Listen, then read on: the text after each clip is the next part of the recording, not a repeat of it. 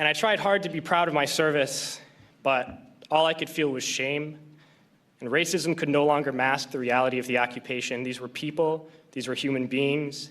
I've since been plagued by guilt anytime I see an elderly man, like the one who couldn't walk, who we rolled onto his stretcher and told the Iraqi police to take him away. I feel guilt anytime I see a mother with her children, like the one who cried hysterically and screamed that we are worse than Saddam as we forced her from her home. I feel guilt anytime I see a young girl, like the one I grabbed by the arm and dragged into the street. We were told we were fighting terrorists. The real terrorist was me, and the real terrorism is this occupation.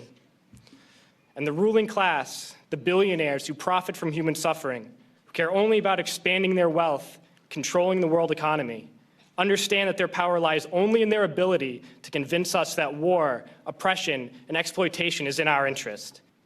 Soldiers, sailors, Marines, airmen have nothing to gain from this occupation. The vast majority of people living in the US have nothing to gain from this occupation. In fact, not only do we have nothing to gain, but we suffer more because of it. We lose limbs, endure trauma, and give our lives. Our families have to watch flag-draped coffins lowered into the earth.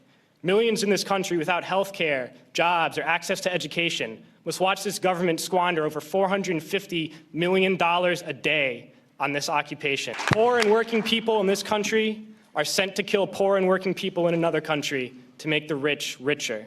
And without racism, soldiers would realize that they have more in common with the Iraqi people than they do with the billionaires who send us to war. And we need to wake up and realize that our real enemies are not in some distant land. They're not people whose names we don't know and cultures we don't understand. The enemy is people we know very well and people we can identify. The enemy is a system that wages war when it's profitable. The enemy is the CEOs who lay us off from our jobs when it's profitable. It's the insurance companies who deny us health care when it's profitable. It's the banks who take away our homes when it's profitable. Our enemy is not 5,000 miles away. They are right here at home. And if we organize and fight with our sisters and brothers, we can stop this war, we can stop this government, and we can create a better world.